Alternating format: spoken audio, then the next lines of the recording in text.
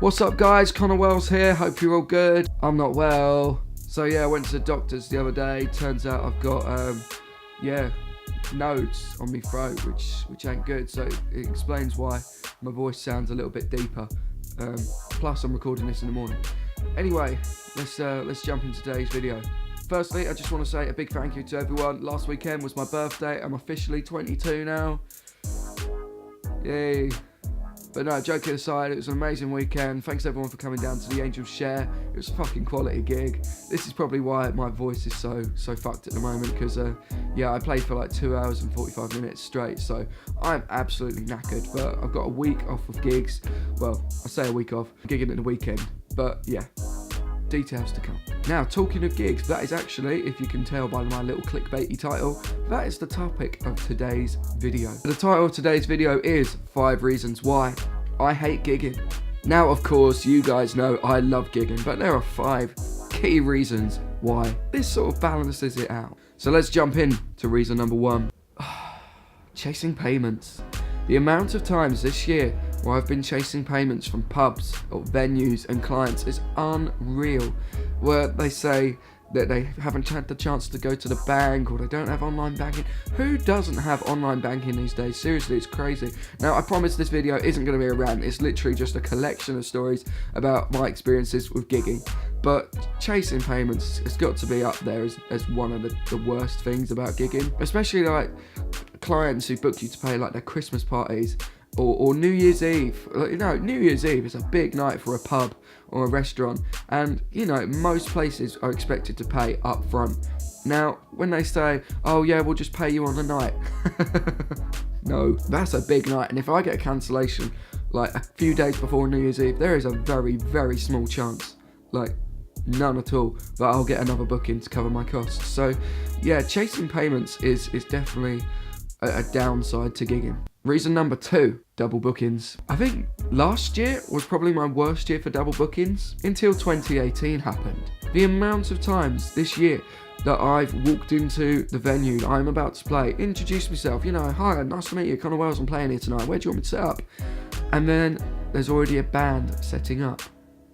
It's the most frustrating thing you can like understand as a musician. Now, don't get me wrong, most of my gigs are sort of Hertfordshire, London area, and you know, I don't have to travel far, but for say, there was one time where I had to travel to Cambridge, and I'd got there, introduced myself to the owners, and said, right, nice to meet you, I'm Connor Wells, I'm the musician for tonight.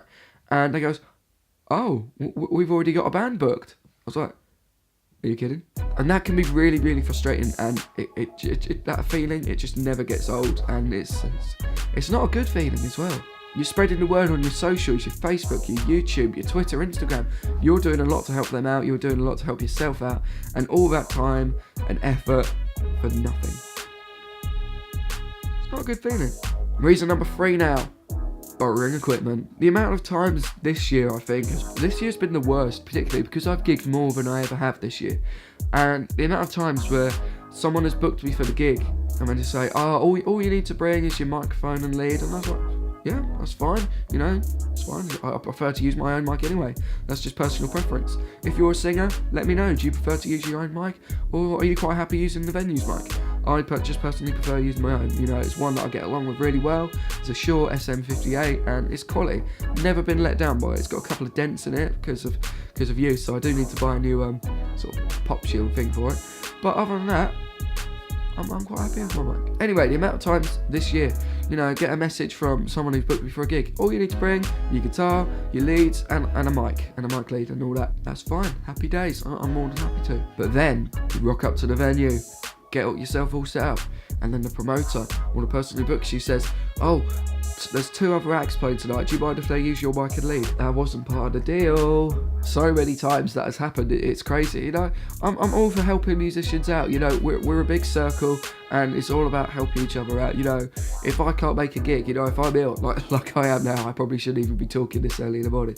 If I'm ill, you know, I'll call on a friend, can you cover my gig? Vice versa, you know, we help each other out. You scratch my back, I scratch yours.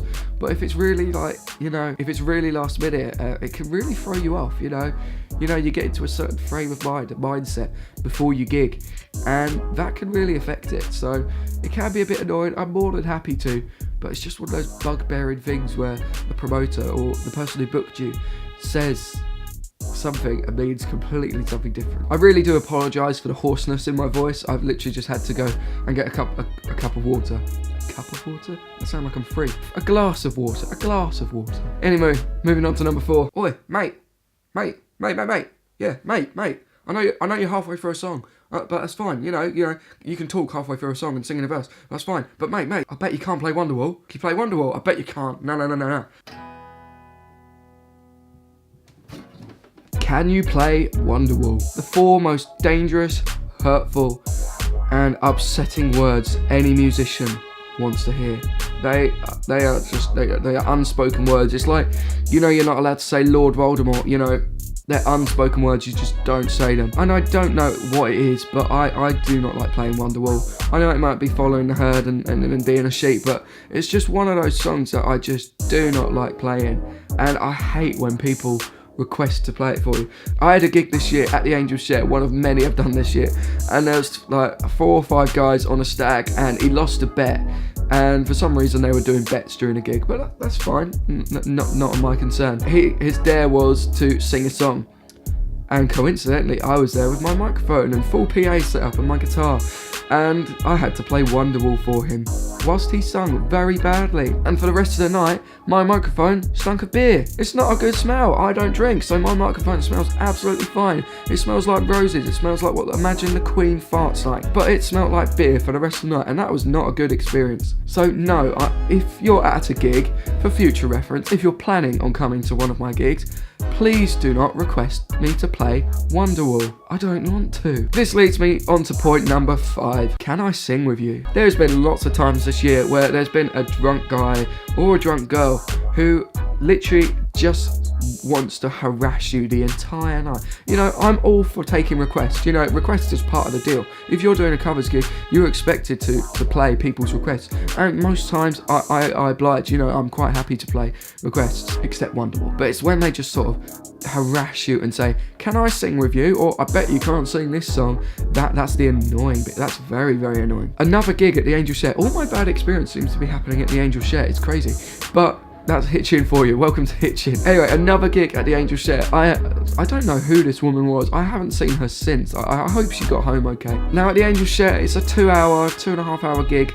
So I usually sit down. It's a long time to be standing up and playing. So I usually sit down for those gigs. They're quite intimate gigs. It's a very small area, and a woman sort of got her chair, came up and sat right by my music sheet folder. There's about 100 songs in that folder, and I probably would not be able to remember all of them.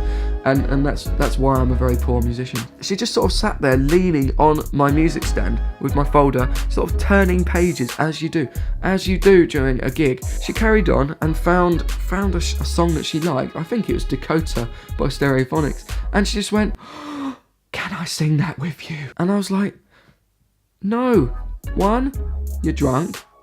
2, you're drunk. And 3, no, because I want to play Wonderwall. Thank you, good night. Never in your dreams. No, it's really frustrating when someone says, can I sing with you?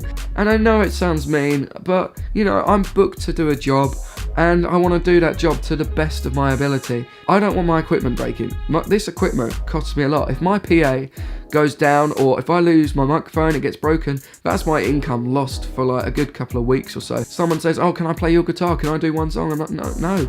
These guitars have got very great sentimental value to me. Like this one. Not bragging or anything. I do not take this one out to gigs because it cost me over $1,000. It came from California. Guild are amazing for hooking me up with it. They got me a really, really good discount for artist rates because I'm endorsed by them. But I wouldn't dream of letting anyone else play with this because it's just one of my favourite guitars. So that is staying right here in my studio. That concludes this week's video, like sort of vlog thing, 5 things I hate about gigging. I might do a part 2, 5 things I love about gigging. So that stick around for that. Let me know if you want that kind of video. I just want to say a really, really quick thank you. So someone who comes to lots of my gigs is Lizzie. Now, Lizzie is an amazing, amazing person. She's so kind and so friendly, and every gig she brings me something about Maltesers, and I love Maltesers, don't get me wrong, they're amazing, but this is amazing. Let me find it. Every year around Christmas time, Lizzie gives me a Maltesers advent calendar, or around Easter a Maltesers Easter egg, and it's incredible. And this one, it's got a bunny, and it's brilliant. As you can tell, I have already opened door one, and it was incredible, so I'm not going to complain because it's still better value than Zoella's calendar. Am I right? Yes, I am. Thank you. Good night. See you next week.